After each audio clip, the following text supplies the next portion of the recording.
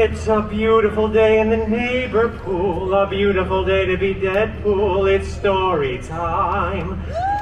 Story time. Ah. We got any fans of Mr. Rogers out there?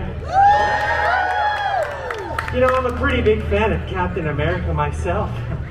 Are you guys ready for story time? Yeah! Oh, shucks. Well, I'm ready to tell a story, so that's very good to hear.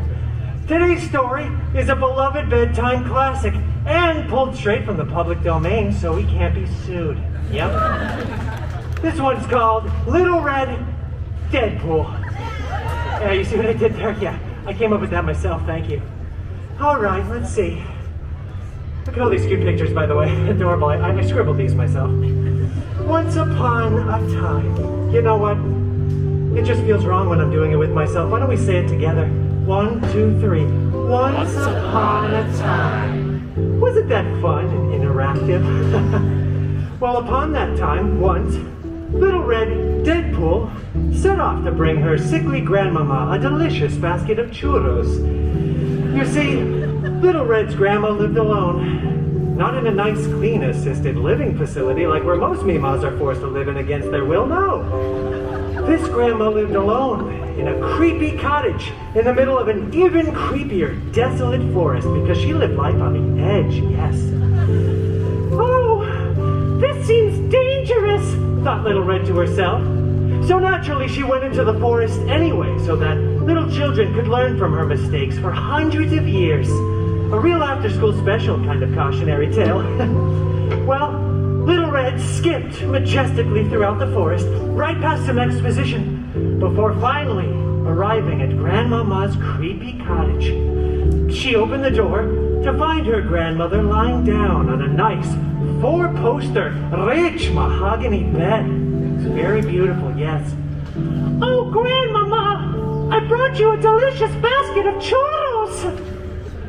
Grandma was looking pretty weird, freakish even, and it wasn't because of the weight loss drugs, no. No, it wasn't that. It was because Grandma was actually the big, bad Wolvie in disguise. Ooh, he's scared. I saw you flinch. You did. Oh, Grandmama, what blue eye contacts you have? They're cannon. And Grandma, what a retro comic accurate costume you finally have! Shut up, Bub. And Grandma, what big claws you have. Are those vibranium? No, they're unamanium. Shing! Wait a minute, Grandma's not Australian! Little Red broke off a piece of churro, dropped the basket, whipped off her cloak, took a bite of that delicious churro, and then brought down her katanas in an X-shaped formation. Not as an Easter egg, but just more of a stylistic choice. Bring it on, Peanut! They actually leaped at each other. Huge fight. It was awesome. They broke through that rich mahogany bed, but no one got a splinter.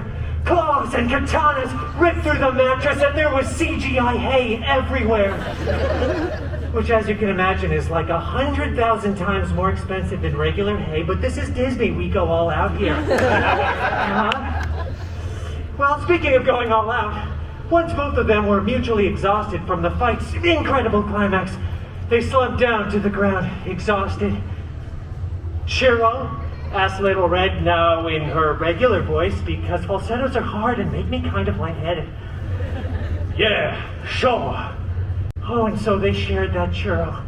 Oh, they shared it Lady and the Tramp style, actually. Before gazing around at all the destruction and CGI hay left in their wake. You know, I bet we could fix this place up nice. I think Grammy would be willing to sell. Say, where is Grandmother anyway? She's, on vacation. Huh.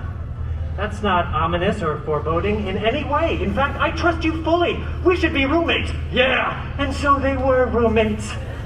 Little Red was the top bunk, and Wolvie was obviously the bottom. And they lived happily ever after. And the moral of that story, kids, is pretty simple, actually. It's spend more time with your grandma. Right, seriously. I feel like you should really be able to recognize your own old decrepit grandmother versus a huge jacked man. A huge jackman, if you will. Oh, stop. Oh, stop. Well, anyway, I guess I should be going. I got another show in about an hour or less, and I gotta go check my DMs. That stands for Deadpool messages, patent pending. Thank you all for coming to another illustrious story time with Deadpool.